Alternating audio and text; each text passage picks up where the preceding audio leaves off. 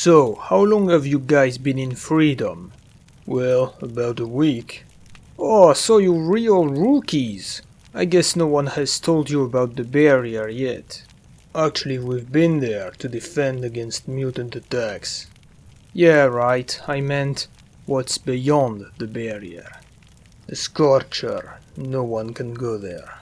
See, that's where you're wrong, buddy. Get yourself comfortable. I've got a story to tell. You see, freedom does not only seek to open the zone and share its secrets. We also study the phenomenons here. We're not really like the scientists, because what we look for is more practical knowledge of the zone, although we do have some big brain guys in our ranks. Actually, one of ours, an ace named Tortoise, used to work at the mobile lab in S.T.A.L.K.E.R. He was part of Lefty's squad, a small group of stalkers who were helping the ecologists there.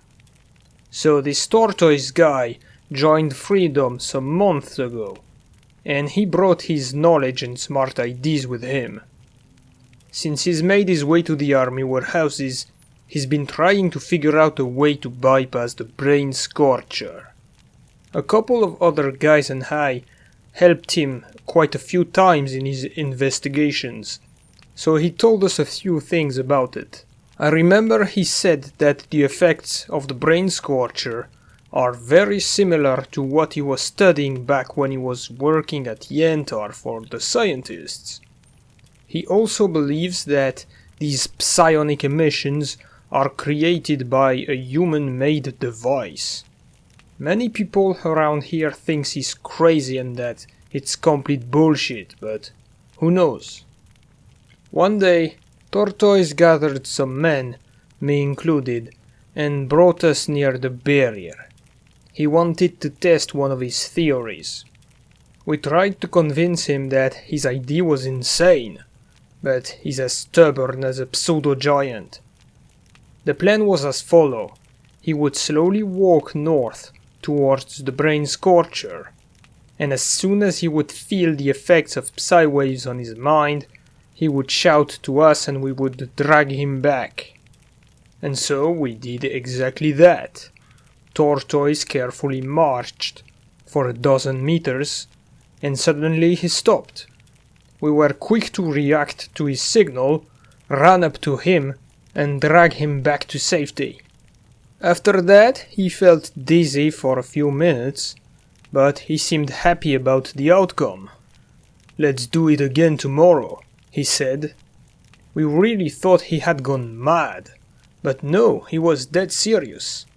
And so, since we are good buddies, we helped him again. This time was quite different though. Tortoise started to slowly walk north, just like the day before. But he did not stop at the same place. No, he continued to walk. I asked him if he needed help, of course, and he simply answered to follow him. We did as he commanded, still keeping some distance. "It's completely safe, there's no emissions yet," he said, and he was right. As we continued to advance, I realized that I'd never been that far to the north. Actually, I'd never seen the entrance of the Red Forest that we were now approaching. Everyone was beginning to get extremely nervous. Finally, Tortoise stopped and turned to us. That was the moment we were waiting for. We rushed to him, pulled him back and ran back to the barrier. Later I asked him what the hell was that. He just smiled and kept on saying that he was right. During the following days, this experiment almost became a daily routine. Each time we would do it, Tortoise was stopping at a different spot. Sometimes he would only walk a few meters, and other times we were almost able to reach the Red Forest. One day we even almost bumped into a monolith platoon that was on its way to attack the barrier. Let me tell you, we ran back as fast as we could. Now I'm sure you're wondering, what is the purpose of all of this?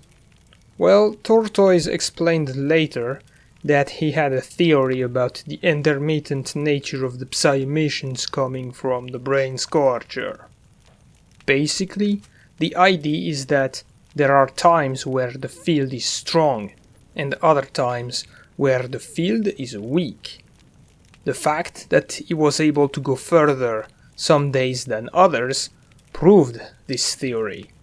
And thanks to all the repetitions of the experiment that followed, he was able to establish some sort of schedule of the Scorcher's cycle, which means we are now able to predict when the Psi waves will go down. Of course, it's not perfect, so we have to be careful, but it came in extremely handy.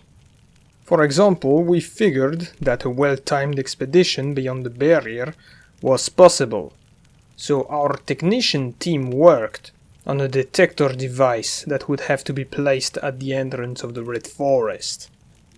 I'm not sure how this thing works, but I think Uncle Yar told me that it has something to do with PDA frequencies. Anyway, we waited for the Psi field to weaken, headed there and hid the detector on the side of the road.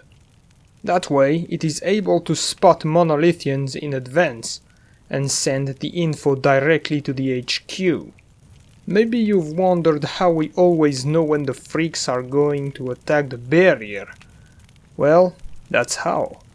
Damn, what a crazy story, man.